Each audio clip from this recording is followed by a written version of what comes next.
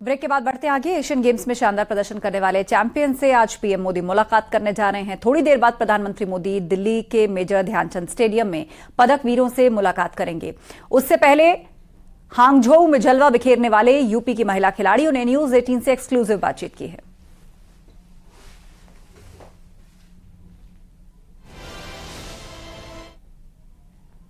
मेरे साथ वो तीनों उत्तर प्रदेश की बेटियां हैं जिन्होंने एशियन गेम्स में यूपी का जलवा दिखाया है। मेरे साथ पारुल हैं, ऐश्वर्या हैं, किरण है।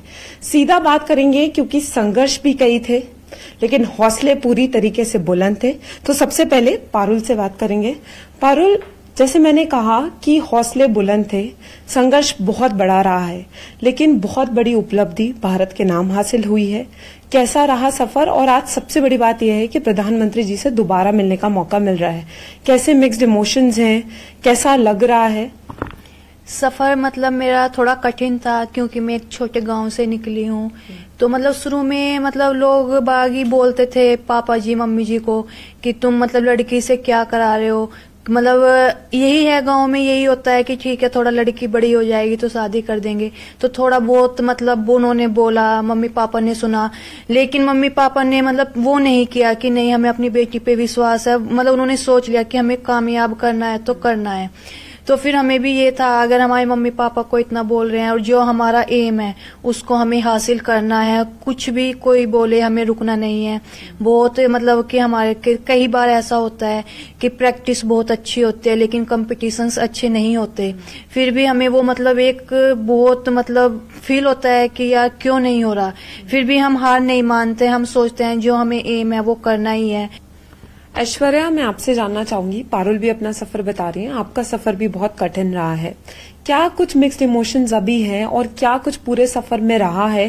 क्योंकि आपने भी जो है वो एक उपलब्धि हासिल की है लेकिन माइंड में काफी कुछ चल रहा होता है क्योंकि जब एक प्रेशर होता है, टेंशन्स होती है, स्ट्रगल होता है और उसके बाद वो हासिल करना जो सोचा है वो कहीं ना कहीं टफ होता है। कितनी कठिनाई भी आई है?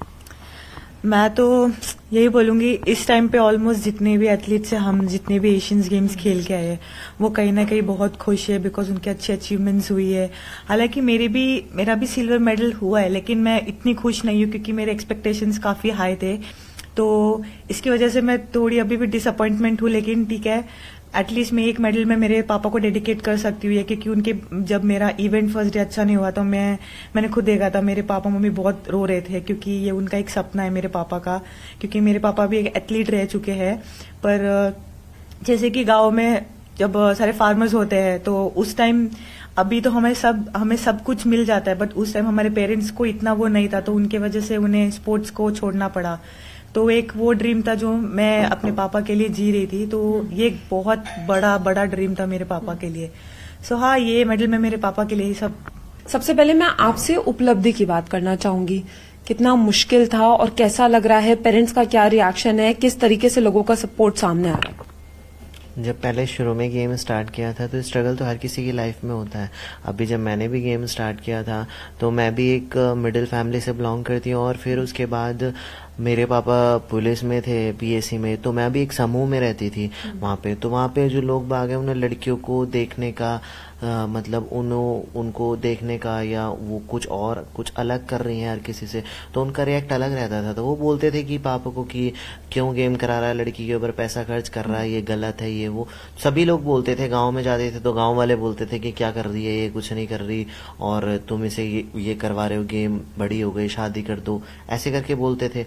लेकिन फिर भी मेरे पेरेंट्स ने नहीं सुनी किसी की। मेरी मम्मी ने बहुत सपोर्ट किया था। लोग बहुत इयर्स का पता चला कि कितने इयर्स का ब्रेक आपने लिया है, 72 इयर्स, तो वो आपने क्रैक किया है, वो कितनी बड़ी विक्ट्री है। वो जब मेरा मेडल हो गया था उसके बाद मुझे पता लगा, तब मुझे ज्यादा खुशी हुई। उस मेडल से वो ज्यादा खुशी हुई कि एक हिस्ट्री क्रिएट हुई है कि पहली इंडियन वुमेन तुम्हें बनी हो कि तुम्हारा शॉटपुट में मेडल आया, उसके लिए बहुत खुश थी मैं। अच्छा, उत्तर प्रदेश की बात करें क्योंकि उत्तर प्रदेश से आप सब हैं, कितना जरूरी है और सरकार को किस तरीके से कदम उठाने चाहिए कि और भी जो लड़कियां हैं, क्योंकि आप सबका एक स्ट्रगल है लेकिन आप सबने उस स्ट्रगल को तोड़ा, आगे बढ़ी हैं, कितना जरूरी कदम उठाने चाहिए कि और लड़कियों को आगे मौका मिले?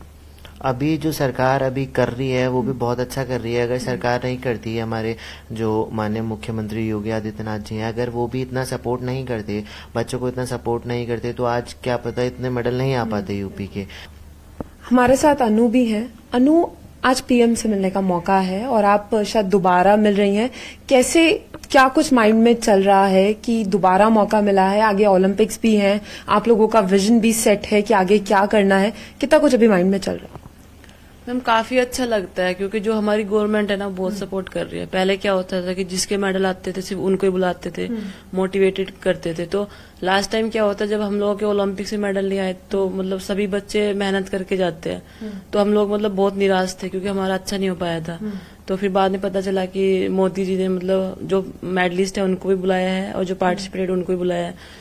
तो वहां पे जाके मतलब उन्होंने इतने अच्छे से ट्रीट किया प्लेयर को कि मतलब ऐसे फील नहीं हुआ कि हमारे मेडल नहीं है, और उन्होंने हमें बहुत मोटिवेट भी किया। और उन्होंने ये भी बोला है कि जब हम हार जाते हैं तो उसको मतलब गले से नहीं लगाना चाहिए कि जो मतलब निराशा होती है। तो ये है कि जब इस तरह का सपोर्ट हमें मिलता है तो प्लेयर बहुत मोटिवेटेड होते हैं।